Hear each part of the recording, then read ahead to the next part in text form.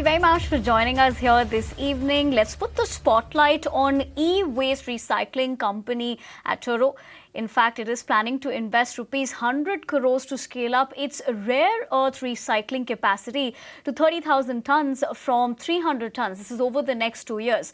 In fact, the company is also looking to focus on extraction of rare earth materials with over 98% efficiency and 99.9% purity. And in the long term, let's also tell you that it plans to expand footprint in Europe and the United States. In fact, to get us talking about all of the plans and a lot more, we're joined in by Nitin Gupta, the CEO and co-founder of Attero. Nitin, thank you very much for taking the time out, joining us this evening on ET Now on Startup Central.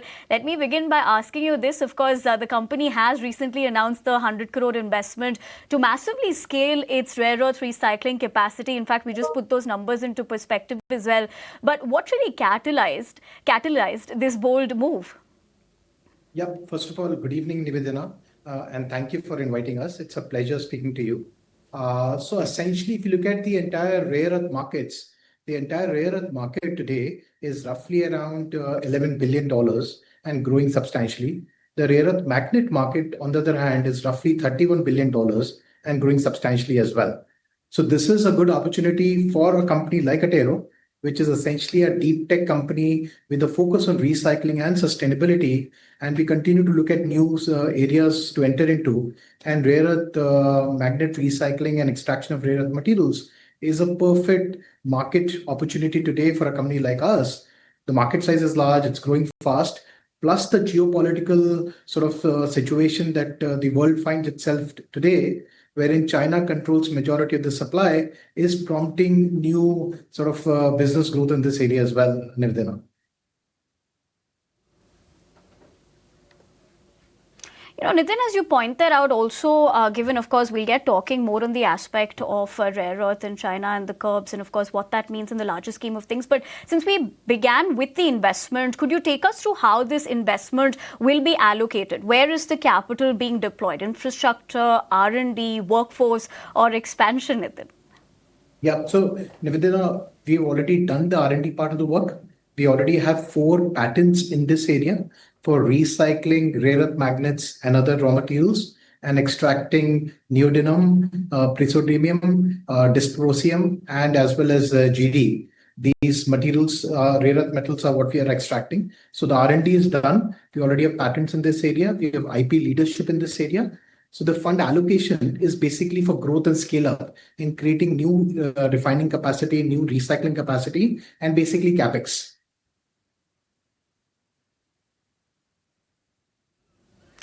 All right. As you speak about that as well, Nitin, obviously, the next aspect of this would be which end-use industries are showing the most demand. In fact, for recycled rare earth elements, are you seeing strong pull from EV makers, consumer electronics, or any other sort of players that you could put into perspective for us?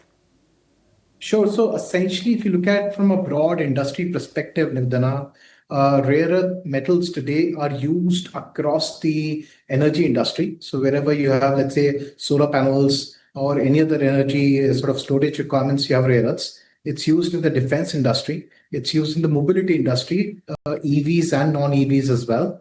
And it's used in the consumer electronics industry as well, right? So ranging from, let's say, a speaker in your smartphone all the way to the latest high-tech defense equipment, rare earths are used everywhere.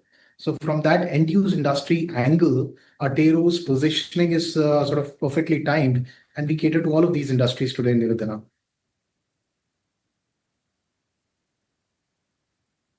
Nitin, like we were talking about, the chatter as well around rare earth in China, and how do you think that has, how rather you're looking at it, because how has China's recent decision to restrict exports of rare earth elements really impacted your strategy?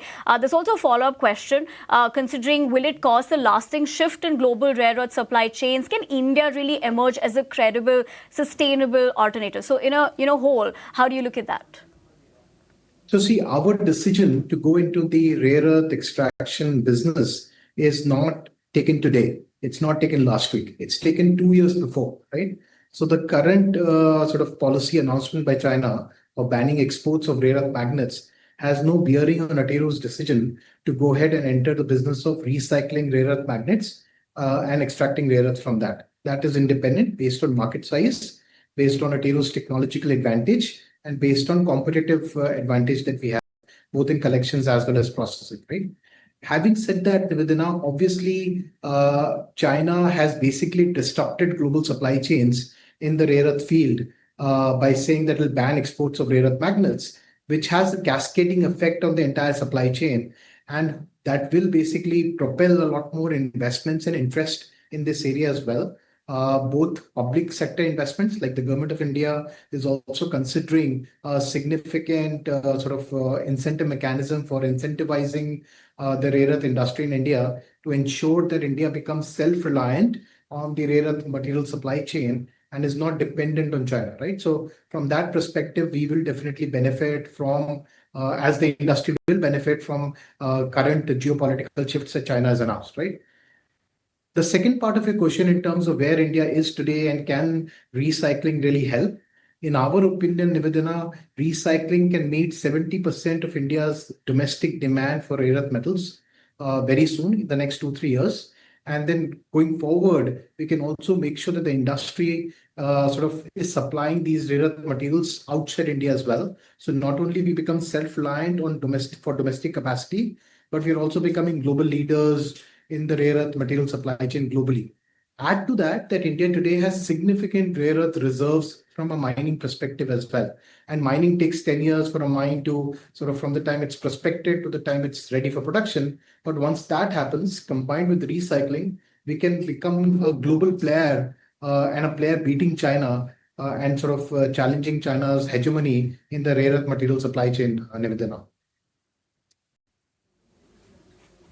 Nitin, as you pointed out, of course, you're talking to us about how that's being looked at from your prism as well. But the other aspect of how your rare earth extraction technology claims over 98% efficiency and 99.9% purity.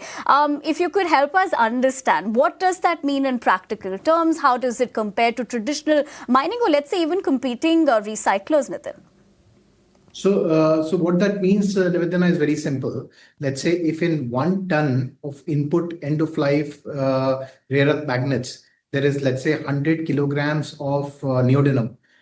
Attero is today able to extract more than 98 kilograms of that neodymium at a purity which is more than 99.5%, right? So we are extracting neodymium as a salt, as neodymium carbonate, and that purity of that salt is more than 99.5. And the yield, that is output divided by input, is more than 98%. In India, Nivedhana, there is no other recycler today which has a production ready rare earth material extraction facility. There are obviously R&D going on at various setups in India, and that, in our opinion, will take time. Globally, people are looking at around a 95% efficiency, Nivedhana. So Attero has a significant technological leap over global players as we stand today. That's one of the reasons that we have 4 patents already granted in this space, Nivedhana. Talking about that was actually going to lead up to my next question as we talk about the vision as well, because as a part of your growth roadmap, we're given to understand you're also expanding into Europe and the United States. Could you share what that expansion is looking like, Nitin? So essentially, Nivedhana, if you look at Attero, we are a deep tech company with a very strong focus on sustainability. Our IP portfolio today is roughly 47 patents granted and 200 applied for globally across US, Europe, and Asia. And we are looking at setting up lithium and battery recycling plants and rare earth plants across US and Europe as well, largely driven by supply, largely driven by technological capabilities, and largely driven by business opportunity, right? I'll also take a moment to tell you, in India, obviously processing capacities and capabilities are critical, but collection network is even more critical, right? So over the last, let's say, few quarters, we have very successfully transitioned our entire supply chain to a complete digital supply chain based on AI-based pricing engine. So our supply basically is through Metal Mandi, which is an online aggregator collection network, completely digital, completely transparent and traceable. And the second supply chain comes directly from consumers, people like you and me. If you have electronic waste at home or any other kind of scrap that can be used for urban mining, we basically pay you a price and we pick up from your home using a platform called SellSmart. So using both these platforms, we have built a very robust supply chain network across the country, and combining that with technologically advanced production facilities, we are able to produce sort of significant output values as well, Nivedhana. As you speak about that, we're given to understand that Attero holds over 46 global patents. So how central is this IP to your strategy, especially as you move into the international markets as well in the broader scheme of things? IP is very critical for us, Nivedhana. In fact, it's one of the core pillars of our strategy, both domestic and global. We fundamentally believe that IP gives us sort of a gross margin advantage and an EBITDA margin advantage, and can translate into high return on capital employed in our business as well. And sort of IP enables us to sort of pay higher prices for a supply chain, ensures that we generate enough returns on the capital that we deploy, and ensure that we have a constant competitive advantage that we can lever up to continue to scale. Talking about the scale as well, Attero's growth trajectory, Nitin, market relevance and investor backing have clearly triggered speculation about an IPO. Is a public listing on the horizon? Did you somehow also predict that that question was on the agenda as well? So, Nivedhana, we are a fast-growing company. We are growing 100% year on year. On the revenue side, we are growing 150% year on year. On the EBITDA side, we are a cash flow generating company. So obviously, IPO plans are sort of in the works. We are looking at a listing in the next 12 to 24 months, depending on market conditions, depending on what our needs are. But definitely in the near future, we'll be sort of looking to list as well, Nivedhana. Nitin, we have spoken so much about what has worked in the favor of the company and, of course, the roadmap as well. But given where the industry is at this point of time, do you believe there are certain challenges as well? Well, from an industry standpoint, there needs to be a more policy and financial incentive by the government of India to ensure that the industry scales up much faster than what it is scaling up today. There is a PLI policy in the works for critical minerals. There is an expected financial incentive policy for rare earth materials as well in the country. And we obviously need to change our mining policy to ensure that we have a lot more focus on technology and new players in the market as well. But those are certain things that are, I think, the asks and requests of the industry from the government of India, Nivedhana. And that's exactly where, I was leading up to the other question as well, that from a policy standpoint, how aligned is Attero with India's national critical mineral strategy and the extended producer responsibility as well? The EPR mandates, are regulators enabling circular economy players like you, Nitin? So completely aligned. In fact, in the EPR business, Attero is a leader in the country today. Our market share is more than 30%. The next best player is less than 1/3 of our size. And there is significant benefit that we are deriving from the government of India's EPR policy. So that's a policy in the right step in the right direction. On the National Critical Minerals Mission, we are very much working with the mission on a regular basis to make sure that the final policy that comes out is in favor of the industry as well and the favor of the country, along with what the National Critical Minerals Mission is already doing. So I think our objectives are 100% aligned with how the government is currently thinking, Nivedhana.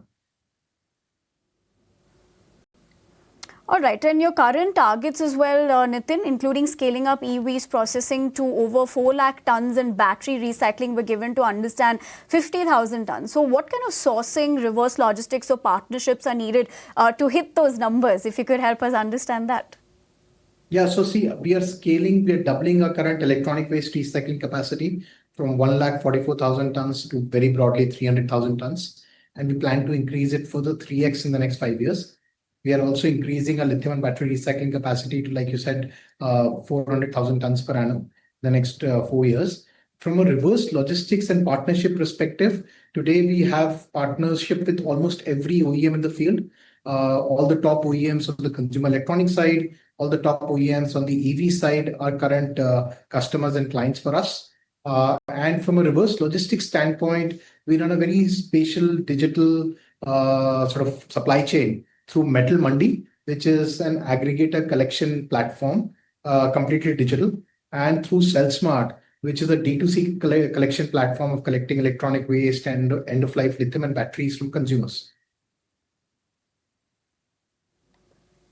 All right, Nitin, on that note, I want to thank you very much for taking the time out, joining us here on ET Now on Startup Central to be specific, and of course, helping our viewers understand where you guys stand currently and what the roadmap is also looking like. But for the moment, we leave the conversation at that because we're also slipping into a quick break. But